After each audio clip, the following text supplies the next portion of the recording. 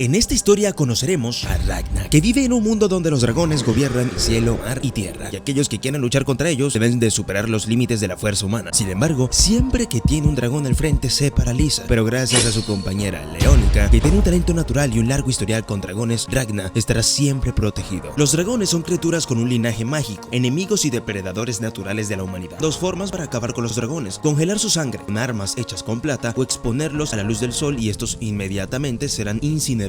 Ahora conoceremos la ciudad en el reino del Este, donde Leónica es muy famosa por haber matado a más de 50 dragones a pesar de ser solo una pequeña. Los chicos se dirigen a la sala gremial, ya que las personas que emprenden misiones para matar a los dragones que amenazan a la ciudad se ganan la vida autonombrándose cazadragones y cobrando por ello. De todos los cazadores de la ciudad Ronavera, Leónica es la que ha matado a más dragones, a pesar de solo tener 12 años. Es una cazadora de primer nivel. Se dan un descanso para comer algo y nuestro prota le toma fotos a Leónica para tener registro de su crecimiento. De fondo, un sujeto se burla de él por comer las sobras en la mesa de la prodigio. Los chicos se sacan del lugar y Leónica pregunta quién es él. Este se enfurece ya que es Sykes Charlock, el segundo lugar de los cazadragones. Leónica no tiene idea de quién es y Charlock se decepciona, pero sus compañeros tratan de calmarlo. Toma un respiro y sigue molestando a nuestro prota, ya que a pesar de estar por debajo del promedio, la prodigio Leónica se asoció con él, ya que es un bastardo maldecido. Leónica al escuchar esto saca su espada y lo confronta. Le pregunta cuál es la verdadera razón del por qué caza dragones, si es por gloria, poder o fama. En cambio, ella la primera vez que tocó una espada deseó ser más fuerte y quiere demostrarlo e invita a todos los presentes que la acompañen en la sangrienta vida de un cazadragones. Nadie habla hasta que alguien levanta su mano. Es Ragna. Leónica con una gran sonrisa deja en claro el por qué Ragna es su acompañante. La pequeña está muy cansada y deciden irse a casa. De fondo, aún en el piso, está Charlotte, sin palabras por lo que acaba de pasar. Mientras Leónica está dormida, nuestro prota entrena. A pesar de no tener talento como cazador, es su mayor deseo, ya que Leónica es su ejemplo a seguir. Él solo quiere ser útil para ella antes de morir. Detrás de él aparece la figura de un sujeto con cabello largo y blanco que le dice que no lo será. Al escuchar esto, Ragna es transportado a un lugar envuelto en llamas. No entiende qué está pasando. De pronto ve a Leónica y está siendo asesinada, pero esto en realidad fue una pesadilla. Nuestro prota despierta con lágrimas en sus ojos y aliviado de que solo fue un sueño, pero a la vez confundido del mismo. Hey, sé que nuestro prota parece algo tonto, pero si tú quieres ser más inteligente, Evac está aquí para ayudarte. Con ellos puedes aprender técnicas avanzadas para mejorar tus técnicas de dibujo, crear páginas web, diseñar tu propio videojuego o simplemente aprender algo nuevo para convertirte en un profesional.